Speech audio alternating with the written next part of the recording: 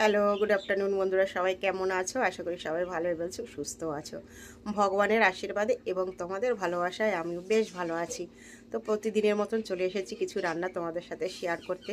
তো জানো তোমরা, প্রতিদিন আমি কাজে যাই, সকালে আমার রান্না হয়, কিন্তু ভিডিওটা আমি পোস্ট করি ঠিক 12:30 আর কি। কিন্তু এই দুদিন হচ্ছে আমি বাড়িতে আছি।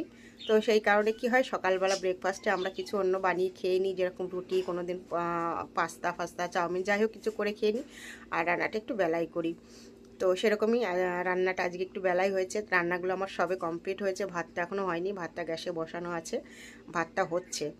তো চলো দেখাই কী কী রান্না করেছি। তো দেখো, সবার প্রথমে আছে, এটা হচ্ছে পুঁই মেটুলি। সব রকমের সবজি দিয়ে পুঁই মেটুলি করেছি, আজকে মাছের তেল দিইনি, এমনি করেছি। আর করেছি বাঁধাকপি চিংড়ি মাছ দিয়ে, দেখো। আর এখানে আছে একটা ডিম ভাজা, কারণ আমার ছেলে মাছ খায় না। কী মাছ এটা জানি না, তবে কেউ বলে তলোয়ার মাছ, কেউ বলে ছুরি মাছ। তবে মাছটা কিন্তু খুব লম্বা হয়, ওই কারণে হয়তো অনেকটা ছুরির মতনই দেখতে। তো আমি সঠিক নাম জানি না, ওরকমই কিছু একটা হবে। যাই হোক, সেই মাছটা আমি আজকে করেছি আদা জিরে বাটা আর ধনে পাতা দিয়ে করেছি। দারুণ টেস্টি হয়েছে মাছটা, আমি একটু ঝোলটা খেয়েছিলাম। তো যাই হোক, তোমরা যদি কেউ জেনে থাকো এই মাছটার নাম, অবশ্যই একটু কমেন্ট করে জানিও। অবশ্য রান্না হয়ে গেছে, কী করেই বা বুঝবে, রান্নার আগে হলে হয়তো একটু বুঝতে পারতে। তাও বলবো, যদি কেউ জেনে থাকো একটু কমেন্টে জানিয়ে যেও।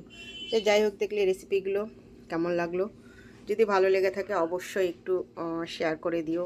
আর রেসিপিগুলো কেমন লাগে বা আমার ভিডিওগুলো তোমাদের কেমন লাগে একটু কমেন্ট করে জানিয়ে যেও, যাতে উৎসাহ পাই ভিডিও করার। জানি খুব একটা ভালো হয় না, তবু বলবো যদি তোমাদের মতামত জানিয়ে যাও, একটু উৎসাহ পাবো। তো যাই হোক, সবাই সবার পাশে থেকো। আর যে সকল ইউটিউব বন্ধুরা আমার এই ভিডিওগুলো দেখছো, অবশ্যই সবাইকে বলবে একটু সাবস্ক্রাইব করে আমার পাশে থেকো। ফেসবুক বন্ধুরা বন্ধ করে নিও। সবাইকে টাটা, ভালো থেকো, সুস্থ থেকো। Thank you.